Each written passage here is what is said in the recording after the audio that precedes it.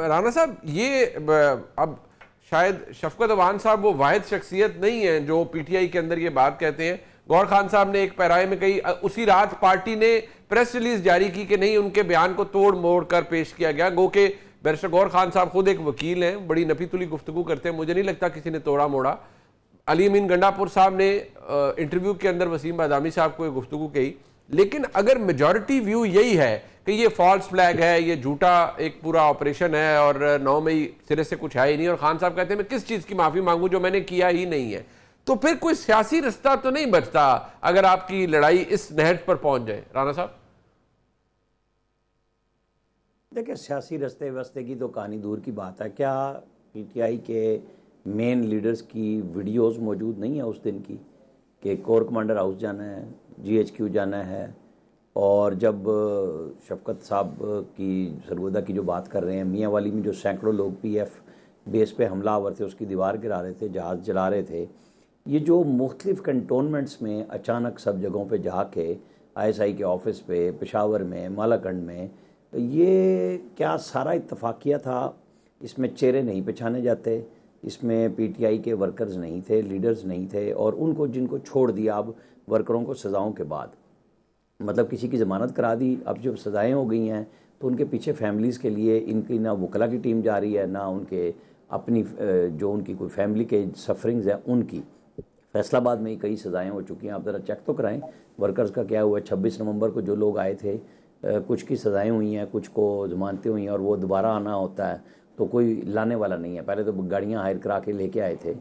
इनको चाहिए कि सियासी जमात के तौर पे इस बात को लेके चलेंगे, सबसे पहले अपने वर्कर्स को संभाले। फॉल्स फ्लैग वगैरह तो जाहिर है कि ये वकील हैं, इन्हें अदालतों में ही साबित करना है, चाहे वो झूठे हों सच्चे केस हों। इस मुल्क में सियासी जमातों पे इसी तरह ही केस बनते हैं जब लड़ाई हो जाती है। तो इसमें मतलब मैं तो कम से कम किसी बहाम का शिकार नहीं हूँ कि मैं कहूँ कि जी एम्बिग्विटी होगी कि जी ये इधर है ये उधर है।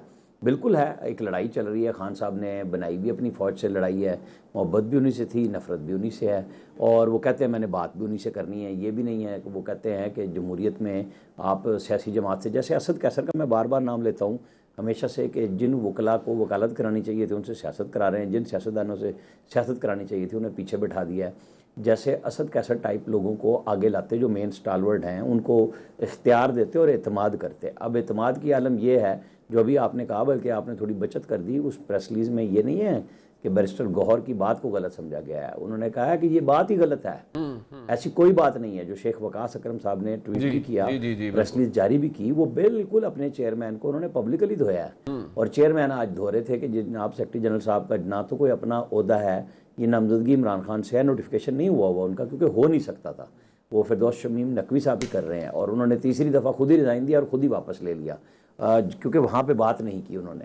अब असल इशू ये है कि पीटीआई करना क्या चाहती है। शफकत साहब पार्लियामेंट में मौजूद हैं, कल को इमरान खान साहब कहेंगे रिज़ाइन कर दो, तो इनके अक्सर लोगों को रिज़ाइन करना पड़ेगा जाके, लेकिन फिर क्या करेंगे, फिर यही जद्दोजहद करनी है। तो इनके तो मेरी तो बड़ी एक है कि पीटीआई के लोगों की टीम बनानी चाहिए खान साहब को, और उनको इख्तियार दे देना चाहिए। जैसे ख्वाजा आसिफ को और पार्लिमानी पार्टी के लोगों को नवाज शरीफ और शहबाज शरीफ दोनों जेल में थे, बाइख्तियार बनाया था कि आप मुज़ाकरात करें, बातचीत करें और सियासी हल निकालें। सियासी जमातों को सियासी हल निकालना चाहिए, आप हमले करके नहीं निकाल सकते, और आप नाकाम हुए हैं उन सब चीज़ों में। जैसे शफकत साहब के साथ बुरी हुई, भट्टी साहब इन्हीं के पड़ोस से PMLN के MNA हैं, ज़रा उनका चेक कर लें कि उनके साथ उनके बच्चे की सालगिरह के ऊपर जो घर की वीडियोस थी क्या किया था। सेंटोरस में वो अपनी बहू और बेगम के साथ थे, वो क्या किया था उस वक्त, तस्वीरें। तो ये इन सब सियासतदानों को समझने की बात होनी चाहिए। मैं एक ज़िले की मिसाल मैंने सिर्फ दी है इनकी, कि वहाँ पे इन्हीं के पड़ोस में क्या कुछ हो रहा था, उनका कारोबार तक तबाह कर दिया गया था। तो बैठ के बात कर लें, जिद से कुछ भी नहीं होने का, सिवाय तबाही के जो मुल्क में अंदर हो रही है। नहीं, बट वो कहते हैं ना कि जब कुछ किए ना करदा गुनाहों की तो कोई माफी नहीं मांगता ना, वो कहते हैं किया ही नहीं है तो माफी क्यों मंगवाते हैं हमसे। फिर बस फिर वो तो अदालतों में तो भुगत ही रहे हैं ना जी, क्या कर सकते हैं अब आप और हम।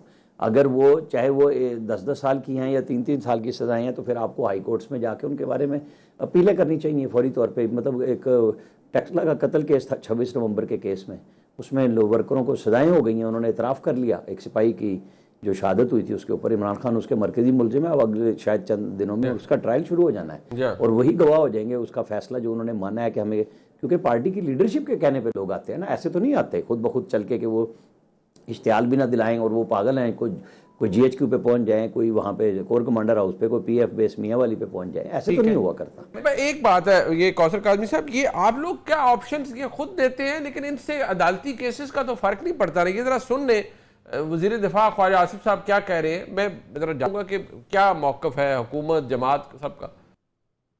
अब ये कौम से माफी मांगे, अदालत में मांग लें माफी या पछतावा, बार बार जो अब यहाँ लड़ाई है ना, वो माफी या पछतावे के साथ या तो ये होना कि स्लेट साफ हो जाए। अगर बाद में भी यही कुछ होना है तो कोई भी सियासतदान ऐसे तो नहीं मामलात अपने दुरुस्त करेगा ना। वो हालात तब दुरुस्त करना चाहेगा जब उसके बाद उसे गारंटी हो कि भाई ठीक है, अब मेरे साथ कोई ज्यादती नहीं होगी। तो ऐसी सूरत आप तो इमरान खान साहब से मुलाकात नहीं करवा सकते, तो आप माफी उनसे कैसे बनवाएंगे किसी की? मुनीब, देखें, जो हम पे इल्जामात लगते हैं ना पीटीआई की जानिब से कि फस्तायत का दौर है, हमें सियासत नहीं करने दी जा रही, हमें एहतजाज का हक नहीं दिया जा रहा। एक जमात जो अपने जुर्म जो किया, जो सरजद हो गया, जिस पे ऑन रिकॉर्ड खान साहब के बयानात मौजूद हैं कि आप मुझे इस तरीके से गिरफ्तार करेंगे तो रिएक्शन तो आएगा, अगर आइंदा ऐसे किया तो इससे शदीद रिएक्शन भी आ सकता है। ये तो बच्चे बच्चे को पता है भाई, पूरी कौम को पता है कि आपका ख्वाब क्या था 9 मई को। आप जनरल आसम, जो फील्ड मार्शल आसम मुनीर हैं, उनकी तैनाती के बाद एक बगावत बर्पा करना चाहते थे जिसमें आपको बुरी तरह नाकामी हुई।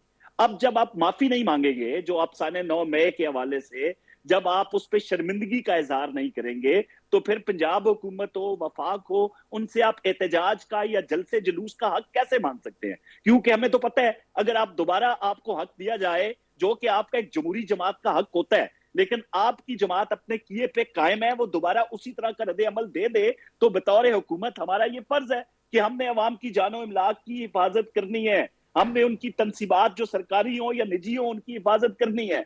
आप तो अपने किए पे नादिम है ही नहीं, आप शर्मिंदा है ही नहीं। आप कहते हैं ये हमने किया नहीं। जीएचक्यू में कमल शोजब का बयान हो या कैंट में खड़े होके जो आलिया हमजा है वो ये कह रही हो कि आपने हमारी रेड लाइन क्रॉस की है, हमने आपकी रेड लाइन क्रॉस कर दी, तो क्या ये इनकारी है कि कमल शोजब का या आलिया हमजा का इनसे कोई ताल्लुक नहीं है? फिर वो एक बंदा था जिसका अल्लाह उसको सबर दे, उनका बेटे का भी इंतकाल हुआ, वो जाके कोर कमांडर हाउस डंडे से खोलने की कोशिश कर रहे थे, वो जो सारी आबाद फारूक, ये जो लोग थे, क्या ये मेरे भाई जो आपके साथ बैठे हैं वो इनकार करेंगे कि उन लोगों का इनसे कोई ताल्लुक नहीं है? फिर जिन लोगों की सजाएं माफ की गई थी कबल अज वक्त, जिनके कुछ माह रहते थे, उनको केपी के वजीर आला ने अपने यहाँ बुला के इशाइया नहीं दिया था, खाना नहीं दिया था? अगर वो इनके लोग नहीं थे तो फिर उन पे इतनी नवाज़शात और उनके गले में हार क्यों पहनाए गए? तो ये सारी चीजें तो सबूत मौजूद है, कुछ इनके कैमरों में है, कुछ सेफ सिटी के कैमरास हैं, कोई वहां पे सीसीटीवी फुटेजेस हैं। मिसाल यही है इनकी कि झूठ इतना बोलो और फिर जाके जलीलो खवार हो जाओ बरतानिया के अंदर, वहां के कोर्ट से आप जलील हो के पाकिस्तान पहुंचो, वो जो 200 अरब डॉलर आएगी उसके मुंह पे मारूंगी, वही जरा इनसे पूछ ले भाई।